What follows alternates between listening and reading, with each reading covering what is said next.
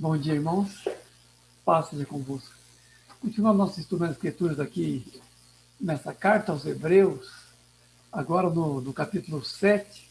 Finalmente vamos saber quem é Melquisedeque, porque nos capítulos 5 e 6 menciona várias vezes Melquisedeque, mas não diz quem é. Diz apenas que Jesus foi declarado sumo sacerdote para sempre, segundo a ordem de Melquisedeque. Agora finalmente vamos saber quem é o homem. Tá? Versículo 1 a 3, resumidamente, diz assim: porque este Melquisedeque, finalmente, rei de Salém, sacerdote de Deus Altíssimo, saiu ao encontro de Abraão e o abençoou, para o qual também Abraão separou o dízimo de tudo, sem pai, sem mãe, sem genealogia, que não teve princípios de dia nem fim de existência, feito semelhante ao Filho de Deus, permanece sacerdote para sempre. Porque esse Melquisedeque, agora vai começar a falar dele. Mas o que as Escrituras falam de Melquisedeque? Quantas coisas de grande repercussão são mencionadas apenas uma vez na Escritura? E é reverberada de maneira profética posteriormente. Há algumas coisas nas Escrituras, não vou falar de todas, mas algumas coisas nas Escrituras que, na passagem mencionada, é quase que anônimo. E, no entanto, tem uma grande repercussão profética, uma significação muito grande. Esse Melquisedeque é praticamente um anônimo nas Escrituras. Melquisedeque. É mencionado brevemente lá no capítulo 4 de Gênesis, quando Abraão está voltando de uma guerra, porque houve uma guerra lá de Sodoma, Gomorra, cinco cidades contra 4, e Sodoma e Gomorra foi derrotado. E Ló foi levado cativo. Abraão juntou um pequeno exército e foi lá e guerreou contra aqueles reis, e os derrotou, e trouxe Ló de volta para Sodoma. Nesse caminho de volta, ele se encontra com Melquisedeque, que é mencionado como rei de Salém e sacerdote de Deus Altíssimo. Salém, no caso, é paz, a gente vê a palavra Shalom, é rei da paz, rei da justiça, como diz na passagem, e é sacerdote de Deus Altíssimo. Esse Melquisedeque, rei de Salém, sacerdote de Deus Altíssimo, se encontra com Abraão.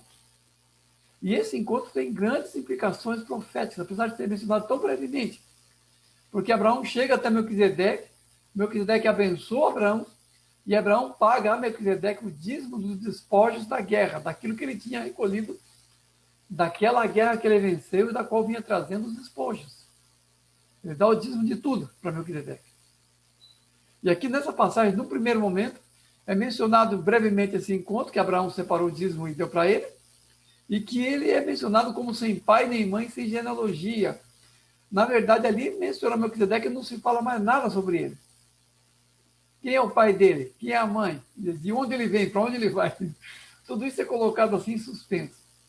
E o autor sagrado pega essa ausência de genealogia, sem pai nem mãe, literalmente, e disso faz assim uma alegoria de perpetuidade de vida e de sacerdócio de Melquisedeque. Sem pai, sem mãe, sem genealogia, sem princípios de dia e fim de existência.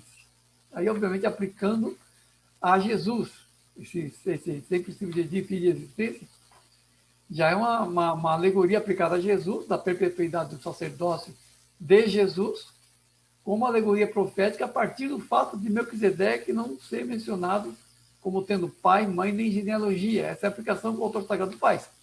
Do sacerdócio de Melquisedeque e do fato dele não ter genealogia, nem pai, nem mãe conhecidos.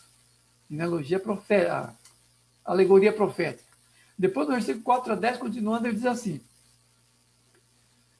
considerai como era grande este a quem Abraão pagou o dízimo. Ora, os filhos de Levi recebem o sacerdote e têm mandamento de recolher os dízimos do povo.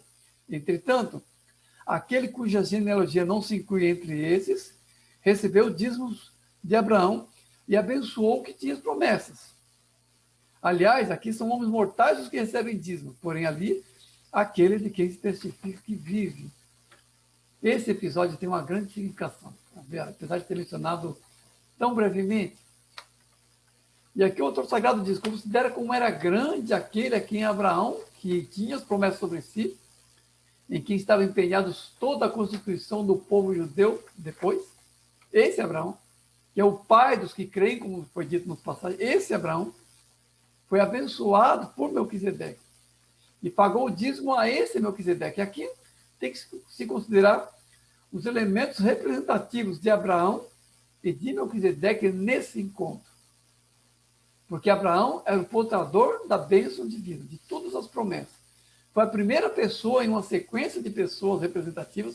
Abraão é o primeiro de quem se começa a constituir o povo e que há assim um grande avanço no reino de Deus, no plano de Deus, em relação ao que vai ser depois o povo de Deus, a aliança e tudo mais. Está em Abraão. E Abraão, cabeça do povo que vai ser constituído a partir dele, e ele é contornando até a lei, nós já vimos já em Romanos, ele encabeça inclusive os que são da fé. Já vimos isso aqui e já vimos também em outras passagens. Mas aqui o autor está pegando essa grandeza de Abraão por aquilo que Abraão representa, está projetando para além de Abraão em termos de grandeza o sacerdócio de Melquisedeque. A grandeza de Abraão projeta para além a grandeza de Melquisedeque, aqui, por aquilo que representa. E também o fato de Abraão ter pago o dízimo a Melquisedeque, isso não era pouca coisa ali, pagar o dízimo, era um ato sagrado de grande relevância naquela época. E o fato de ele ter pago a Melquisedeque, coloca Melquisedeque como um sacerdote que recebe dízimos em perspectiva em relação a Levi, que também foi o homem representativo dos sacerdotes, porque os sacerdotes eram descendentes de Levi, mais especificamente descendente de Abraão, mas Abraão era levita, era descendente de Levi. Então, por aquilo que encabeçava o sacerdócio de Levi e o sacerdócio de Melquisedeque, nisso, Abraão acaba se tornando um elemento assim que projeta para além o sacerdócio de Melquisedeque. Porque Abraão pagou o dízimo a um sacerdote que não era de Levi, e um sacerdócio perpétuo pela aquela alegoria do fato desse Melquisedeque ser uma pessoa que, por assim dizer, continua vivo, porque não tem pai, nem mãe, nem princípio de dia, nem fim de existência. Tudo isso aplicado espiritualmente, obviamente. Espiritualmente. E o próprio fato também de Melquisedeque não ser da tribo de Levi, Levi nem tinha nascido ainda, portanto, ser um sacerdócio fora da corrente da lei. Isso também é colocado aqui. Porque Levi, ou Melquisedeque, recebe os dízimos do pai das promessas, que é Abraão, e é um sacerdócio fora da linha de sucessória dos sacerdotes que vão se levantar muito tempo depois, que é em Levi, que é da família de Levi. Então, para dizer que o sacerdócio de Jesus é superior a todo o sacerdócio do Antigo Testamento, o autor sagrado começa pontuando primeiro que o próprio sacerdócio de Melquisedeque é superior ao sacerdócio levítico, porque é um sacerdócio que não está sujeito à lei, porque é um sacerdócio anterior à lei, e que é baseado em um homem que, por assim dizer, alegoricamente, tem uma existência perpétua. É um sacerdócio perpétuo, simbolicamente, e um sacerdócio que não vem na esteira das coisas da lei. A esse sacerdote, Melquisedeque, Abraão paga o dízimo. E, levando em conta que Levi depois vai ser descendente de Abraão, o autor sagrado também pontua isso, é como se simbolicamente Levi também pagasse o dízimo a Melquisedeque, na pessoa de Abraão, representativamente. Então aqui é como se todos os acenos proféticos que estão em Abraão e estão em Levi estivessem, de certa maneira, subordinados a esse Melquisedeque, que não tem princípio de dia nem fim de existência e que tem um sacerdócio que corre por fora do trâmite da lei. Tudo isso o autor está colocando aqui, simbolizando algo superior. Por quê? Porque se mencionou já várias vezes que Jesus é sumo sacerdote segundo a ordem de Melquisedeque. Nesse capítulo 7, o autor começa a dizer o que é o sacerdócio de Melquisedeque, para dizer de que maneira ele se relaciona com o sacerdócio de Jesus e de que maneira já em Melquisedeque esse sacerdócio é superior ao levítico e recebe, por assim dizer, uma reverência do pai das promessas, que é Abraão. Então, continuando aqui no versículo 11 a 16, resumidamente, diz assim: se, portanto, a perfeição houvera sido mediante o sacerdócio levítico, que necessidade haveria de que se levantasse outro sacerdote, segundo a ordem de Melquisedeque, e não segundo a ordem de Arão? Por quê? Nosso Senhor procedeu da tribo de Judá. Jesus é da tribo de Judá. Da tribo a qual Moisés nunca atribuiu sacerdócio. E, ainda mais, muito mais, quanto à semelhança de Melquisedeque, se levanta outro sacerdote, constituído não conforme a lei de mandamento carnal, mas segundo o poder de vida indissolúvel. Vão acompanhando o raciocínio do autor aqui. Vão acompanhando o raciocínio. O que o autor está dizendo aqui? Que se o sacerdócio levítico, se o sacerdócio que era encabeçado por Levi, ou que vinha da tribo de Levi, que foi atribuído à tribo de Levi. Aliás, deixa eu fazer só um pequeno parênteses. Todo o ofício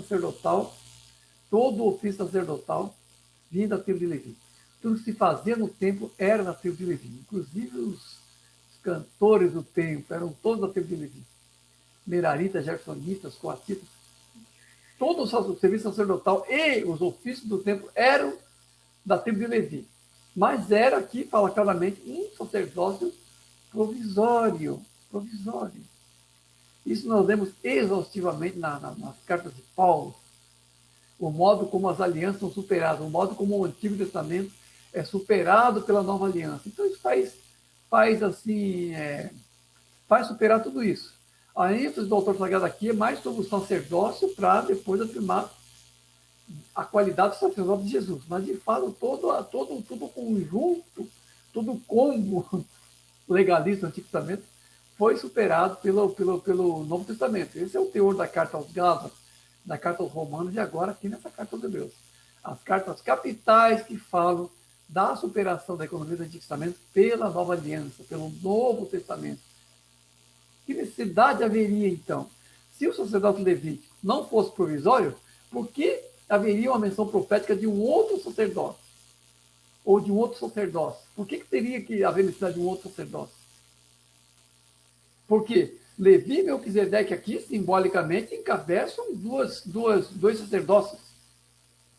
Enquanto que o sacerdócio levítico ele é um sacerdócio provisório, o de Melquisedeque encabeça o sacerdócio de Jesus por essas características de ser um sacerdócio simbolicamente eterno, porque Melquisedeque não tem princípio de dia nem fim de existência, e ele é sacerdote de Salém.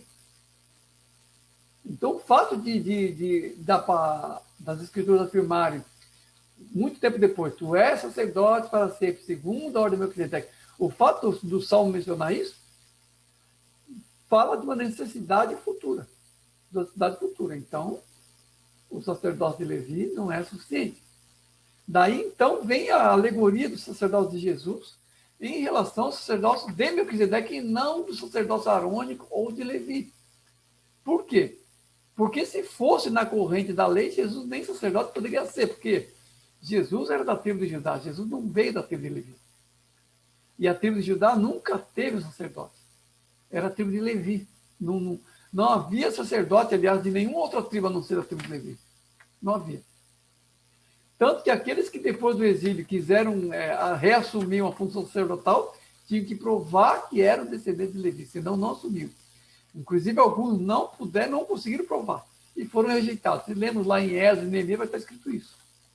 Então, sério que era essa questão. Mas quando fala que tu és sacerdote para sempre, segundo a ordem de Melquisedeque, está referindo-se a uma outra ordem e um outro tipo de sacerdócio, do qual Melquisedeque é a figura profética.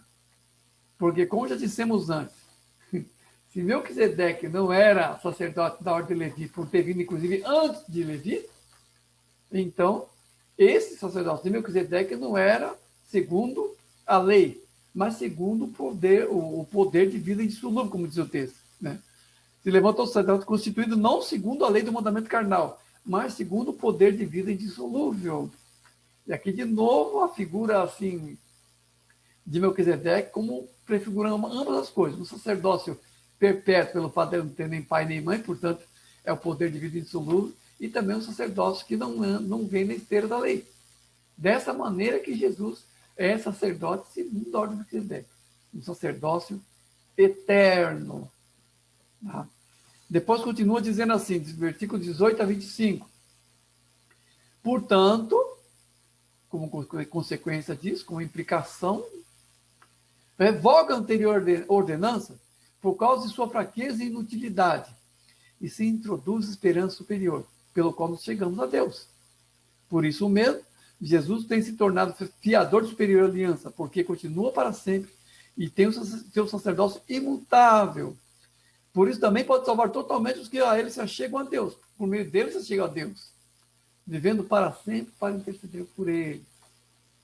É capital aqui, portanto, que o sacerdócio de Jesus seja superior ao antigo e tenha em si a qualidade da perpetuidade. Por quê? Porque o sacerdócio lá no templo tinha um fim predeterminado, não era um sacerdócio eterno, era um sacerdócio provisório. A própria carta aos Hebreus vai falar mais sobre isso, não vai falar só aqui não. Tá? Nós vemos, por exemplo, lá em Mateus 24, o discurso profético de Jesus. Os apóstolos se admiram das pedras e das construções do templo, olham para Jesus e dizem, olha que pedras e que construções. E Jesus diz o quê? Estão vendo todas essas pedras e as construções? Esse edifício magnífico aí? Pois é, não vai ficar pedra sobre pedra, vai ser tudo derrubado. Isso está lá no capítulo 24, no discurso catológico de Jesus, bem no comecinho ali. Do que Jesus está falando aqui? Ah, Jesus está falando que lá no ano 70, o Tito vai vir ali e vai derrubar tudo, certo? Também. Mas sempre aqui dizer que ele está falando mais do que isso. Ele está falando de toda a economia que era encabeçada por aquele tempo. Por aquele templo. Sinceramente, sempre acreditei dessa maneira. E quando Jesus fala que era pedra sobre pedra, ele não está se referindo apenas ao templo físico que vai ser destruído, mas também aquele que era encabeçado por aquele templo em termos de toda a economia sacerdotal do Antigo Testamento. Por quê? Porque o ofício sacerdotal era relacionado à estrutura do templo. Hoje os judeus não têm templo, não tem templo. Eles fazem sacrifícios como fazer? Não, porque era só no templo que se fazia o sacrifício. O tabernáculo lá do deserto foi levado para o templo, aquela estrutura toda. Vai ser falado detalhadamente sobre isso mais tarde. Mas os saduceus, que no caso era a classe sacerdotal, eles oficiavam no templo.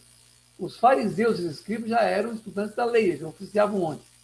Nas sinagogas. As sinagogas apareceram no período interbíblico. Não sei se você lembra quando eu falei isso. Mas quando o templo foi destruído pela primeira vez, o sistema judaico se tornou rabínico pela primeira vez. Está rabínico hoje em dia de novo, porque não tem o templo lá.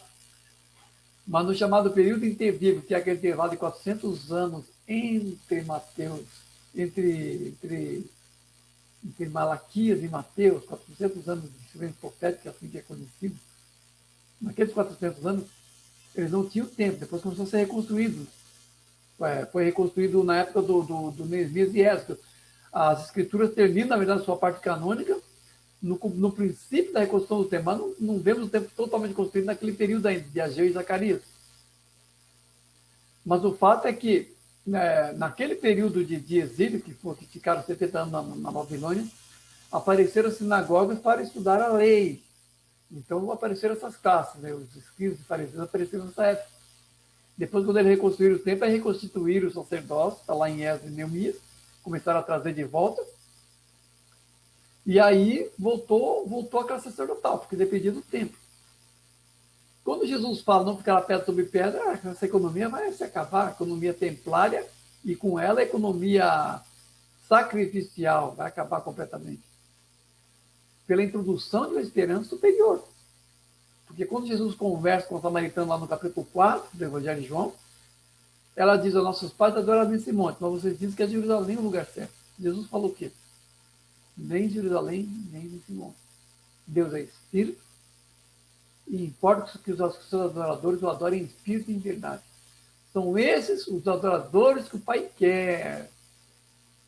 São esses os adoradores que o Pai quer, que o adorem em Espírito e em verdade.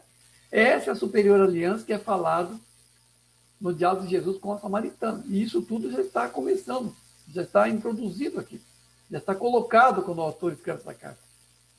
A nova aliança já fez superar a aliança anterior, por causa da sua fraqueza e inutilidade.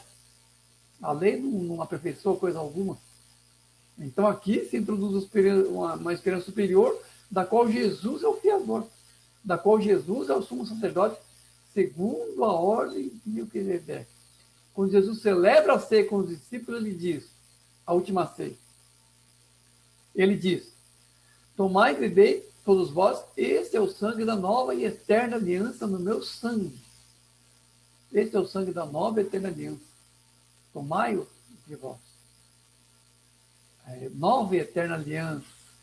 Por quê? Porque há uma mudança de sacerdócio aqui. Há uma mudança de sacerdócio. Se há uma mudança de sacerdócio, há uma mudança de lei. Não tem como continuar pano velho, veste nova em remendo novo em pano velho, como Jesus falou. Ou vinho novo em do velho. Isso tudo é mudado.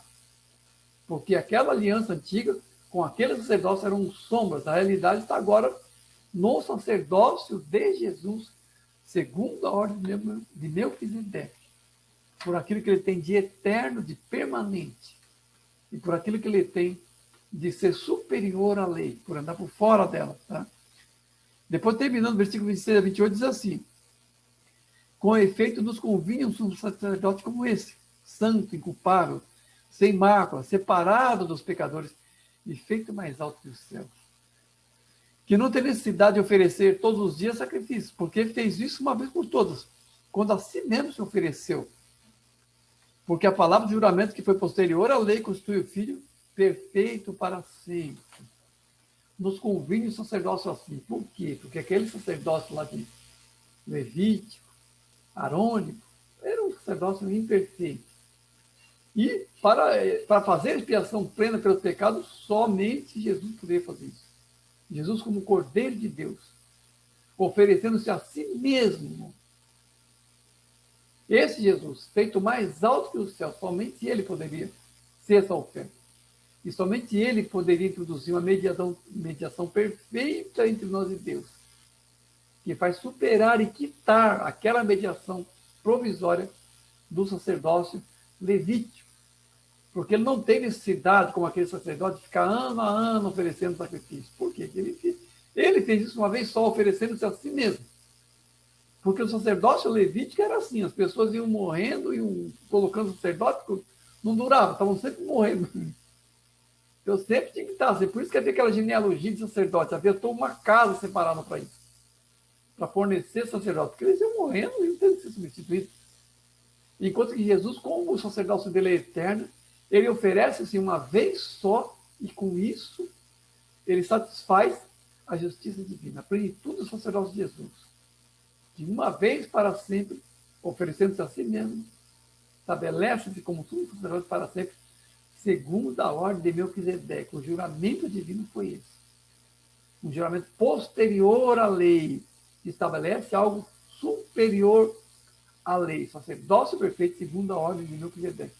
Portanto, Jesus é o sumo sacerdote da nossa confissão, o único realmente assim, suficiente e verdadeiro. E por isso mesmo pode socorrer aqueles que achegam a ele, porque ele, somente ele, sendo o sumo sacerdote para sempre, segundo a ordem de Melquisedeque, em toda a perpetuidade, afiançado em sua identidade de filho de Deus, afiançado alegoricamente por esse caráter eterno do juramento de Deus e do sacerdócio perfeito prefigurado no Melquisedeque, ele, Jesus, somente ele pode exercer essa mediação plena entre nós e Deus. E somente ele pode ser para nós caminho, verdade e vida.